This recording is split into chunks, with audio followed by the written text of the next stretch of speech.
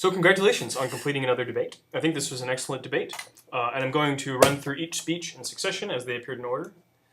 So starting out with our Prime Minister, Lauren, I think that this is a very good speech, a very good way to set up the debate. It's quite rich in evidence, and you bring a lot of argumentation in this speech. I think it was quite good. So you begin with this kind of rhetorical period. It's like, how would you feel if you had to do, if you had these religious objections to sexual education, these kind of risk cards, if you're told to disregard your parents? I think that this is powerful. I just think you have to, so you like take one step in a really good direction. You should take one or two more. By kind of saying, I've kind of mentioned this in a couple of other critiques, is not leaving us with the question, especially at the beginning, being like, how would you feel? And saying, this is kind of the consequence of what happens when, or this is the impact of what happens when people with strong religious beliefs, especially students here with strong religious beliefs, are kind of exposed to this and are kind of compelled by the government to undergo these practices where they're told to disregard their parents. What are some of the practical or moral consequences of such a policy like this? And the audience can imagine them. And I think that it's good to like offer the audience to imagine them, but also to give some of your own kind of answers to this question is a good way to go. So, I think in introducing the idea of health providers as being also responsible with parents is good. Though I think I kind of want principles for both of these. Like, what is the principle by which parents are responsible? And what are the principles by which healthcare providers are responsible for sexual education of young people in our society? And I think that this might give you kind of a richer account to organize some of the data that you're bringing into this debate, because we get a kind of negative principle about we shouldn't subject people to things that are really against their worldview. But we never get the positive principle of like, what would a good government do? What does good government do? How does it delegate responsibility? What is the principle for parental responsibility healthcare provider? And this might kind of cover the field. So it's a nice rhetorical moment for what Aristotle will call argument by division. So it's like, there are three possibilities, and the opposition can't go with either any of three of these. And so just by kind of creating this division, so you create the division between parents and healthcare providers, and be like, and this is the portion that parents are responsible for. This is the portion that healthcare providers are responsible for. There's nothing left for public schools to be responsible for. So it should only be an optional, like, responsibility has been delegated by the government. So you kind of can, this is an opportunity that you yourself have introduced for a principled basis for your argumentation. And I think it's good that you give a goal. We want to reduce teen pregnancy and STIs. Though there could be maybe a more expansive goal than this, actually. And some of this will come out later in the debate. But I think that the debate kind of never gets beyond a kind of pragmatic focus on the reduction of teen pregnancy and STIs. But I think that there is more to it than this. But enough said for now. Yeah, so you have like, it's just very rich with good argumentation here. Some of your best argumentation is about medical accuracy.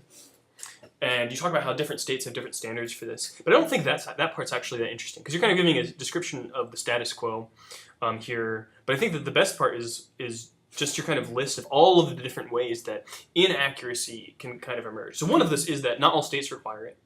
The state mandates about what is required for medical accuracy vary.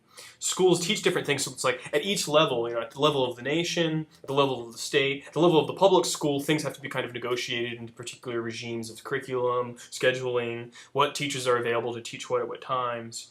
And then you also just have like at the level of the teacher, right? The individual teacher, they're not trained in medical knowledge at all. So like how could we establish a kind of norm of medical accuracy? I think this is really good. And I think it maybe it points to a larger question, which is why do we want to have a norm in sexual education in general, and why is it medical? Why? Because you're already pointing out this is the discourse that's being used by lots of state legislatures. Medical accuracy. Why is this a medical issue? And maybe is there something lost by even attempting to make something medically accurate? Is there maybe a payoff here? So not only can they not achieve medical accuracy, but the kind of attempt to do this might come with some kind of problems. And I think it's talked about later in the debate or it's mentioned later in the debate. I can't remember who right now, but about, it's not just the physiology, it's like the feelings that are involved in this kind of stuff. And maybe medicine is not the best way to kind of apportion this. And this is what the public schools have provided. So public schools we should be able to opt out of that. Yeah. I think that your kind of images of the Chicago school system, the New York middle schoolers, mutual masturbation with middle schoolers is provocative and kind of shows how I think this is an example of an emotional appeal. It's like, this doesn't seem right. And later on, when, who is it? Oh yeah, it's in Sam's speech, later on when Sam is like, he himself, when you ask the POI, or maybe it's, I don't remember who asked the POI, but when Sam gets a POI about this, I think it's from you, and he's like, well, yeah, he backtracks. So this is a really effective moment of like putting this powerful image and then bringing it back again and being like, and remember, it's not 15, it's at the age of 12 that they're doing this, as I already kind of mentioned. It's a really good example of how to use a POI, how to use this kind of question later in the debate, because it both activates the memory of the audience of what you had said and brings this very like, the enargeia, the vivid image of something that is potentially repulsive to the audience or feels wrong or morally repugnant, and makes it into an argument again against his kind of age of 15. This is very good.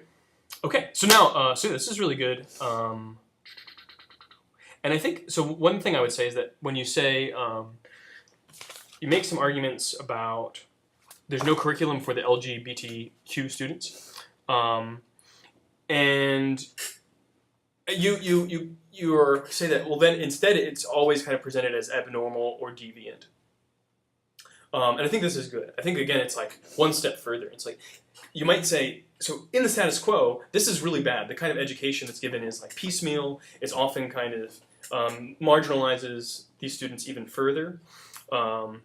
These people, and you could maybe even bring in the kind of teachers not being trained for this again. But then you could go even further and being like, but even if, we had what could be the best imaginable kind of education dealing with this issue, it would still fail because the attempt to normalize, the curriculum itself is an attempt to normalize, and the field of kind of sexual practice is incredibly variegated.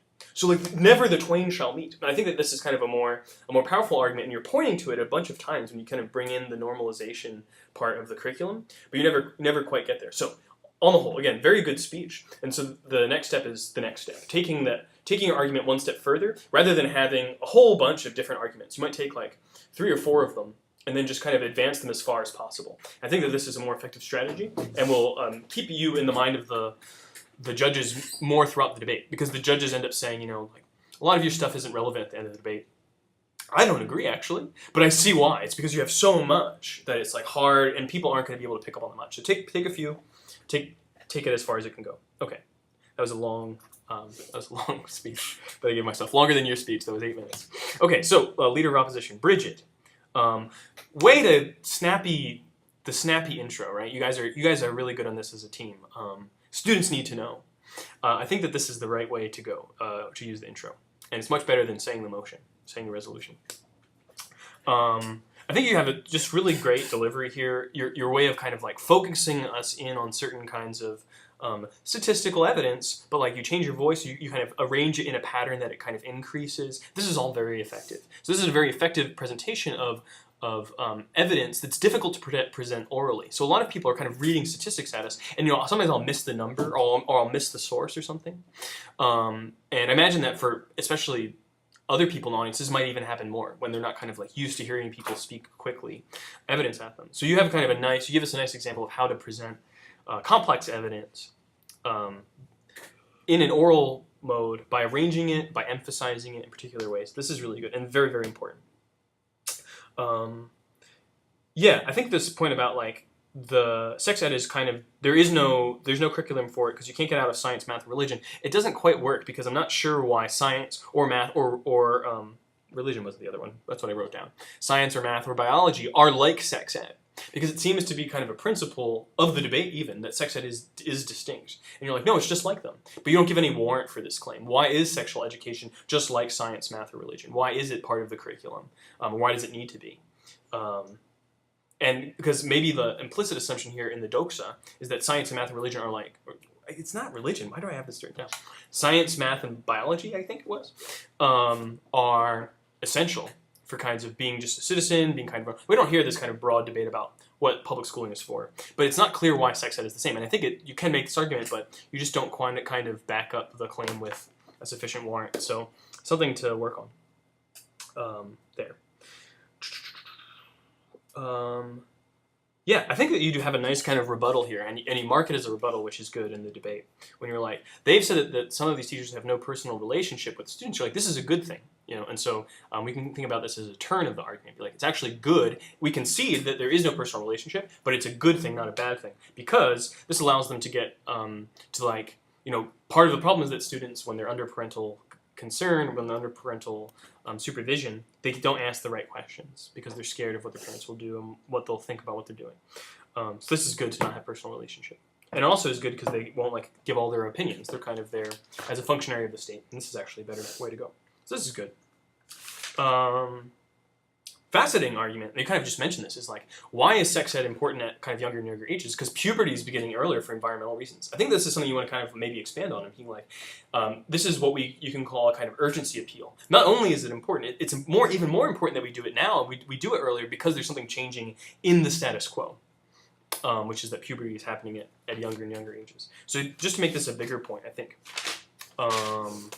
And you're the first person that brings us the focus on minority communities, and this becomes really important for the closing opposition, right? I think it's kind of Sam's extension, which is that not all students have, especially impoverished or minority students, the social institutions that they have access to are basically only public schools, in kind of the most desperate situations. So kind of deferring away sexual education to all these other institutions leaves the people that are most susceptible to kind of the harms that the government is trying to prevent, which are STIs, and pregnancies. They are now kind of in an even more vulnerable situation. But I think that he's the one that makes the argument. You kind of just tell us about this, but you just need to make the argument that it's and this is why the plan would hurt these people, because we don't actually know why they would opt out.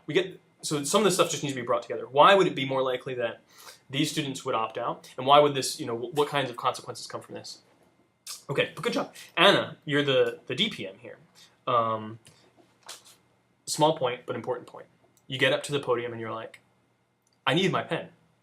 And this is something that I personally used to do all the time. I would bring a pen and I would click it. Because it's a nervous tick, right? But you didn't even know it. But so it became even more obvious to me that when you're clicking the pen. But this is something that you don't want to do. You don't want to bring your pen up with you. But it's more than just because now you're making a clicky sound, but because that nervous energy that you were looking for kind of a release for, and which is why I think you grabbed for the pen, should be the organizing principle, right? So if you let go of all your nervous energy with the pen clicking, you will become disorganized in your speech. And I think that this is reflected by your first statement, which is, where should I begin? So I think that stay in the position of highest tension. And again, we're going back to our archery book, but yeah, stay in the position of highest tension. Don't don't reach for your pen. Okay, so you have some really good arguments here too. Even though it's very reedy, and you don't maybe position them as responses to the last speaker, a lot of them are, but you're being very reedy, so it's not as clear. But I think that you have some really fascinating argumentation in this debate. I think you make nice distinctions too. So the first one is the comprehensive sex ed, which is different from HIV/AIDS education, and that the curriculum is based on kind of local school boards. So you kind of show the kind of localization of this issue and the fragmentation of this education necessarily. Something that I think that you should avoid doing is kind of giving a summary of what's going on in the status quo. Because the government, and this will be even more obvious when we do the American style, the government is changing the status quo, right? And Sam makes this a very effective point. He's like, even though we're on the negative, we don't need to fully defend everything in the status quo. We can kind of be like, we think that we should reform sex ed too. We just don't think you should be able to opt out of it. So it's kind of allowing someone to get away from a lot of your argumentation, because they're like, we don't need to defend the status quo exactly as it is. We just need to defend that we don't want an opt out of sex ed. We want sex ed to be better too. And it kind of goes away. It kind of brushes aside, and maybe not very persuasively for some judges, but it still brushes aside a lot of this kind of time you spent on telling us about the status quo and how many parents disagree with sex ed and all this kind of stuff. So less the status quo and more on what's going to happen when the plan comes into effect. Yeah, and so when you're the person that introduces kind of abstinence, and I think this is really good. And it's kind of counterintuitive in a brilliant way, where you're like, abstinence-only education actually is what's mandated in the schools right now, which means that to opt out of bad sex education is kind of something that we need to provide for our students at the kind of federal level, which is where we're imagining ourselves, because states are kind of making these bad decisions about what kind of sex ed students need. And I mentioned in class that this could be kind of like a political point for the LGBTQ community, and that this is something that good government should do. But I think you don't kind of go into it enough. You could kind of take it a few steps further. So yeah, I think this is pretty good. But I think you just spend a lot of time on status quo stuff, and Sam kind of is able to brush it away with a nice stroke, and this is unfortunate. So less time on status quo stuff. Alexa. So I think you do a very good job. Your delivery is excellent. I like your interest. Teenagers still have sex. So, and then this leads you into a nice end theme. You're like, so most are active at this particular ages, and even if they're not active, they very likely will be in the future. So this kind of covers the ground. This is a nice example again of argument from division. Most are currently active, and those that are not eventually will be. Right. So it's like, I've shown you that I cover all of it. And you also bring up that it's not just physical. And you say that this is going to be like what you're going to talk about, but you end up not talking too much about it. And I think that this is unfortunate, because I think that this is a really important point. And until we kind of hear about, and Megan only kind of mentions sexual assault at the end of the debate, but I think that this is kind of a moment to go into some of these very, very complex issues around sexual education and how it's presented to students, and how sometimes it's presented over how it's presented to students, and that this can be kind of the public school can be kind of a site where important issues can be dealt with that can't be dealt with elsewhere. But I mean, we don't really hear much about it. You flag it and then you don't kind of move away from it. And I think that also some of your argumentation ends up going against where I think this is pointing, because you're like, teachers are only messengers. They just the facts, ma'am, kind of like Dragnet. Just the facts, ma'am. This is just how sex works. They're not giving their opinions. But I think that this is not. But I think this is kind of an interesting argument too. You're like, it's an open environment, but it's regulated enough. So it's this kind of like as open as one can be under the regulation of government, like what needs to be provided in the curriculum. And this, it seems to me the argument is kind of like this is about the openness that we need, which is like not utter openness to like every vagary of opinion about sexual education for young people, but open enough that students can field questions and things like this that they wouldn't feel likely to elsewhere. But I don't know why the teachers need to be just messengers here, and why they just need to have the facts. Maybe they do have kind of personal experience that is relevant, and how does this kind of come into the classroom? Even if it does, is it a bad thing? This could be kind of a place to investigate more. Really, really important, I think, is this idea of the government provides the norm of what is right. This seems to me like a principle that you could use in the debate, and it's something that I think becomes a principle, but kind of almost accidentally. That public schooling is kind of a norm, and so that this informs teams of the norm. But it's like, you have already been mentioned the kind of all of those students that don't fit the norm. It's like, this seems to be a problem. But this might be a moment to make an argument to be like, even if you're not in the norm, and you could even say something like, no one actually is in the norm, right? Everyone is at some different kind of points of deviation from a norm. This is a norm as a statistical, not a emotional reality. But knowing about the norm allows us to kind of make decisions in a world where people. It gives us kind of a common point for making kind of decisions about sexual encounters with other people, understanding what is expected, and then therefore making kind of a more conscious effort to deviate if we want to or not to. Because if we don't even know the norm, we might not even understand like certain reactions that may come from our actions. It doesn't mean we need to be the norm. You could make this argument, I think. It may not persuade your judges, but I think that this is a way that you could go to kind of be like, this is the importance of setting a norm in public schools, and this is the way that students kind of come to find out about it. And then you kind of get the point about MTV, and that seems to like do the work, and it shows that you don't need public schools to give the norm. You're like, oh, the MTV shows, I think you said Virgin Territory? I haven't seen the show. Is that the name of the show? Okay, so Virgin Territory. But I think that this is a really good example, but kind of for the other side, because the Virgin Territory does give the norm, but it gives it without public schools. So I'm not sure why you're using this. I'm not sure why you're using this example. It doesn't become a big deal in the debate. Okay, I'm going very slowly here. Your best argument. Backlash against the gay community after HIV epidemic, and that the public school was kind of a place, and like now with the kind of mandatory HIV/AIDS education, is a place where this becomes normalized. And I think this is again kind of the power of normalization, even for communities that are being marginalized. Right? It's like the public panic that comes out in like media, that comes out in what politicians are saying. This kind of a thing is where the public school can kind of intervene and be like, no, we need to have a kind of baseline of knowledge to have public discourse about it, so that people aren't doing kind of terrible things to other people. But I think that this needs to be like, I think this is the last thing you say in your speech. This could be like what your speech is about. This is extremely important. And I think it goes again to your kind of principle of normalization. So yeah, trying to tie those things back to the same principle could make the speech a little bit more structured, and also give you that kind of like path forward into the debate that makes your rebuttal seem like a positive offense. Okay, member of government, Katie. Nice turn of the intro. Students do need to know, but this is where I differ from. It's very brilliant. I thought this was quite good. Sex ed is not part of a curriculum, though.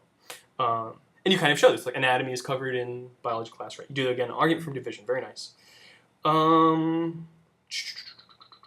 Yeah. So I think that then you go into this point about the teachers not being qualified. And this is a great example.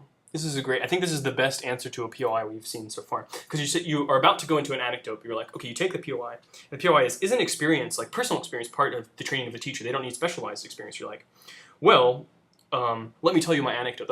And it answers the POI perfectly, which is about the unfortunate things, misinformation you were given in your sex ed class. And it's very funny, but it also is a response, right?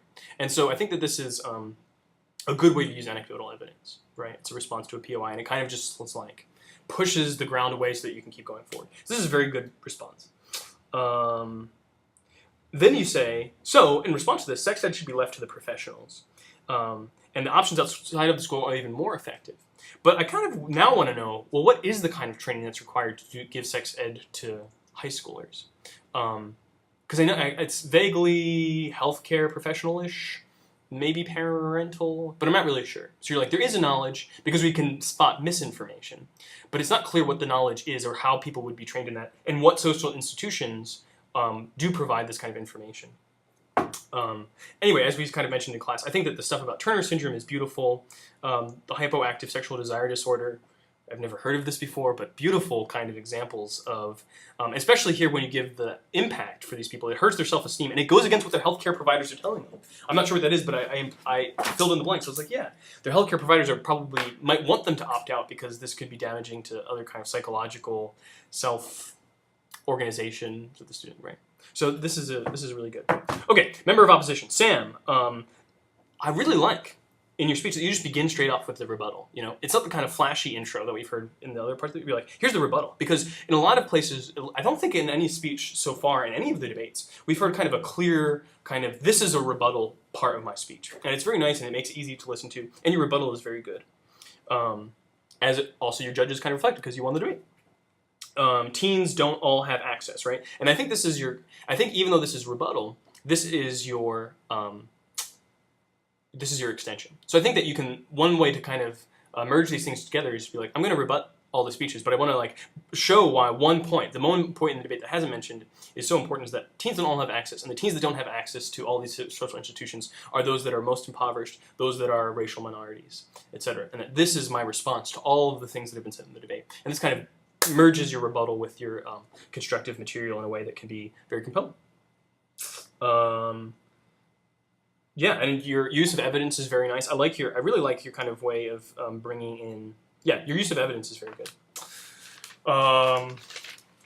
Yeah, the danger of not receiving education is good. Yeah, okay. Let me say one more thing about your use of evidence. I really like the example evidence from the WHO, where you're like, they did a study. There's no comprehensive sex ed that encouraged sexual activity. Right? And I think that this is good because there is just an assumption all along that these kinds of, from the very beginning, like these risk cards encourage students to have sexual activity. And this kind of allows you to respond to that without having to deal with what that meant. So you don't have to spell out all of the assumptions about why people think sexual education encourages sexual activity. You're like, the WHO said that it did. And this also gives you kind of a medical body, an authoritative medical body, to respond to all these people on the government side. They're like, medical authority is what we should go to in sex ed. So it's like kind of a beautiful use of argument by authority, which is usually a fallacy, right? But a beautiful use of argument by authority because your opponents are claiming this authority. And you're like, they're claiming it in the most general way, like healthcare professionals. You're like, the WHO, the World Health Organization, said this, so it's not a problem. Moving on. So this is a really good, even if you just had this piece of information and you're going to use it no matter what, it's a nice response in this debate, I think, to lots of these medicalized arguments. Okay, so now back to our whips. Dale. Dale, I like how you begin with saying, like, twice now Opp has conceded this, right? And it's like, again, it's kind of this more direct kind of pointing us to some part in the debate. I think it's because you're writing less. I think those people in the debate that come, I mean, not writing less, you don't have the kind of text of what you're going to say in front of you. So you're able to listen closer, and you're able to point to more concrete things in the debate. This is good. So, and you give us 2 points of crystallization. You're like, that the Opp has conceded that children should use other sources because more sources for sexual education is better, and opting out could be part of this. And the second, like the focus on the individual student. The problem is, in your kind of crystallization, and this important point of the individual student, which is, I think, kind of Katie's extension, gets lost. Because again, you get interested in your own anecdotes. This is a problem. You get lost in your anecdotes. And though, you know, Oliver is kind of amused by a lot of them, I do find some of them kind of tasteless. So this is a risk that you run when you use certain, you know, when you're talking about the pregnant girl in your sex ed class and she's like, she learned about condoms too late. Some people might be like, you know, think that this is great rhetoric. But I actually think that it's kind of tasteless. Because, also because kind of, you know, so anyway, I'm not going to say too much about that. But I think that you should pay attention to when you're using anecdotes. And when you, and I think that this is, I think that it's kind of like a tick that you have is like you're reverting to the anecdote. And you kind of left your partner hanging a little bit because now the extension is like just in the past speech and it's not part of your rebuttal very much. It's not part of your crystallization. You do a really nice job though of like breaking things into lists. You're like, here are the 4 parts, essential parts of sex ed. Anatomy, reproduction, intercourse, and contraception. You're like, and because there's all this kind of focus on contraception, schools are forced to make something that's actually a political decision, and therefore there always is going to be negative parental response. This is a great description, though you kind of use it as a saying, and this is why it's not clear why this requires us to have an opting out. But I think that the argument is like one more step away, where you say, and because this is necessarily a political issue, but also an essential part of sexual education, right? We should say that parents who are citizens should have the right to pull their students out of certain political decisions that are being made by public schools. Because we can't avoid it being a political thing once it comes to contraception, but the civic rights of the parents and the rights of the schools have to be negotiated. And one way to do this is to say, or the rights of the students in schools, is to give parents a kind of right to withdraw their children. So I think that this could be very powerful and would kind of crystallize it, but you don't take it that one little, it's not even a step, it's like a half a step that you're away from making the argument fully. Yeah, and I think that your other list, we're talking about here, all the way other alternative ways you can get sex education, kind of weakens your argument a little bit, because as someone says, as Megan says in her speech, you're like, the internet? Is this a reliable source of the internet? You know? So I think that maybe focusing more on kind of like the problematics that come in the public school situation would be better than thinking about like all the possibilities of alternative education. You do have to do a little bit of that too, but you're kind of introducing stuff that isn't elsewhere in the debate, and it kind of weakens your argument a little bit. Okay. Finally, Megan. I think you did a good job. I think you really do like exactly what crystallization means. Like you take all these arguments, you kind of put them together. Like most of the arguments from government side have to do with students receiving sexual education instead from their parents. This is a brilliant kind of moment. This is what crystallization means, right? And because now we can think about particular ones, and we see that they all kind of do. This is very nice. And you say, so there's 2 problems. One is that parents can't be relied on. You go through those arguments, and you say, and also if we were effectively to ban, and I think that I kind of stopped following her. I'm like, effectively ban. I don't think this is what government is kind of proposing. It's just an option out. So be careful how you represent their arguments, because once you say effectively ban, I kind of lost you, and I was like, I don't think that they're effectively banning anything. They're actually still for public school sex education. They just want an option out of it. So you do a good job of like hammering Sam's extension home. A lot of kids don't have access to these other sources. Here's kind of what a world looks like. You know, either side can argue for reform. Yeah, I think this is really good. Oh yeah, it was you that did this. So then you go into this part about high schoolers' choice may not be what is best for them. And it's really nice, and I think someone in the audience mentioned this, that you give the kind of peer pressure, and then the students' own religious values are something that kind of we should care about. And kids might not have the same religious values as their parents.